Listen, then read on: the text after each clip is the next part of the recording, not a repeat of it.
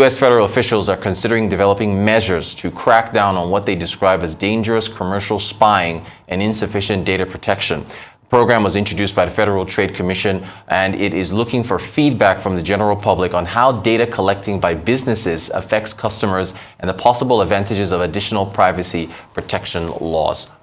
For more on these tech headlines, we're actually here in Lagos. Ajibola Akamo is joining us. He's an investment analyst with Nairametrics. Ajibola, thank you so much for joining us. I want to start with Ethereum and the rise that we've seen in Ethereum. Crypto prices, though, they're down now. Bitcoin, Ethereum is down 1.62%, but looking at where it's come from, about $750, $800 to $1,881 right now.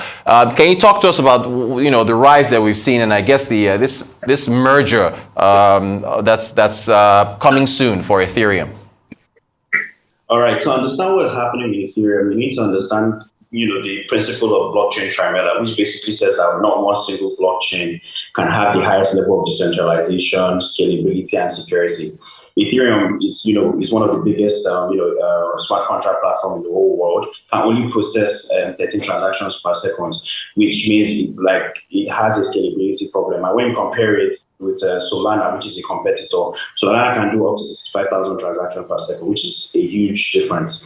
So because of that fact, Ethereum is trying to switch to consensus mechanism, which is titled the merge, or what the merge is really all about. Moving from a proof of work, which is more decentralized and has better security, to a proof of stake, which of course has more scalability, but in decentralization and security, it's lacking.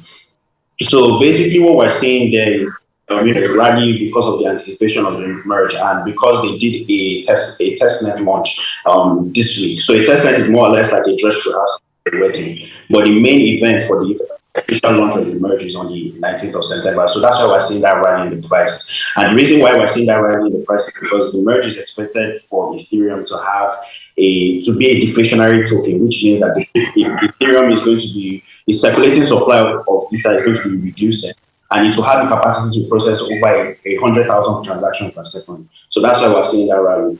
But to me, this is a buy, sell the mainnet launch. So I expect the market is still going to go downwards towards the launch of the mainnet because of course, worrying economic factors that have been affecting the market since the beginning of the year. Excellent stuff. Thank you so much for the breakdown. We'll keep tracking those prices and see how things work out. BlackRock and the Bitcoin trust that they're offering to their institutional clients. We see the stock is up about 0.4 of a percentage point to $731.50. What do you make of the decision for BlackRock? I mean, it's huge news. BlackRock being the world's largest asset manager with an AUM, which is asset under management, of over $10 trillion. I mean, and what that means is, it's called Bitcoin Trust, which basically means like the asset manager at some point is going to buy and hold Bitcoin. And the reason why we know they're going to hold Bitcoin is because anybody doing analysis will tell you for free that holding Bitcoin for the long term has always been a profitable way to go about it. And it's also coming at a time where BlackRock actually partnered with Coinbase to provide their clients with direct access to crypto, starting with Bitcoin. So it's definitely huge news for Bitcoin. Like I said earlier with Ethereum, it's so early to start jumping into any trading decisions because of, like I said, the worrying macroeconomic factors for the world. Very interesting. Yeah, BlackRock making headlines twice in 1 week. Robinhood being forced to face lawsuits. A U.S. judge saying, the whole meme stock rally thing. Stock is up though, 1064, but I think year to date it's probably down. What do you make of the decision by the judge saying that they have to face those lawsuits, the class action lawsuit? I mean, he's right. The reason why I'm saying this is because, number one, when you're talking about a free and fair market, you don't stop people from trading, a particular stock. And the reason why that happened is because, there's, as a regulation, there's a clearinghouse requirement to meet a $3 billion cash demand. And the reason why they stopped trading on those particular 9 stocks, a lot of people were trying to buy, and also indicates that Robinhood may not have had the 3 billion cash, what's it called, $3 billion requirements, by the Securities and Exchange Commission. And, that shows that, they lack the funds in general. And I don't think Robinhood has a good chance of actually winning this case if this is, the courts, because you literally stop people from trading a particular pair when other platforms were allowing them to trade it. That is the definition of market manipulation.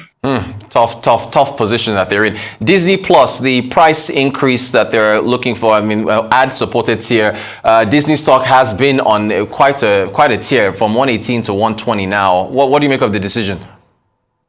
Well, Disney Plus, looking at Disney Plus from the broader perspective, compared to Netflix, Disney Plus now has more subscribers by about 300,000 compared to Netflix. But because we're seeing that exponential increase in their subscriber base, but we're not seeing that revenue growth in Disney Plus. So, and looking at the company's results and their statements, they blamed higher programming and production and also a higher cost of technology and marketing.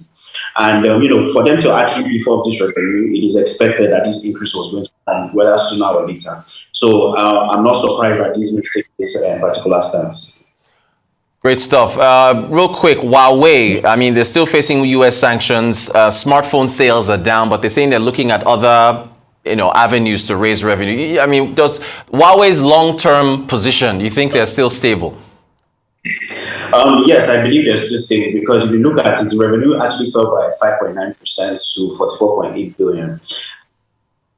That is highly dependent on phone sales in the US, and because of the fact that these factors were not because of the fact that these factors. The phone making factors in the US have not been going along because they've not necessarily been able to make those sales since the ban in 2019. They're still able to beef up their new significantly. And, it shows that they are also expanding their business, being focused on other regions like, network technology, auto, hospital marketing. But however, you still have that cause of concern because the US was your biggest market and then you have this kind of sanctions going around. But I think in the long run, Huawei is actually going to do well, and the US sanctions is not going to matter in the future. All right, we'll see how things work out. Ajibola Akamo, investment analyst at Nairametrics. Thank you so much for joining us. Take us through these headlines. Appreciate your time.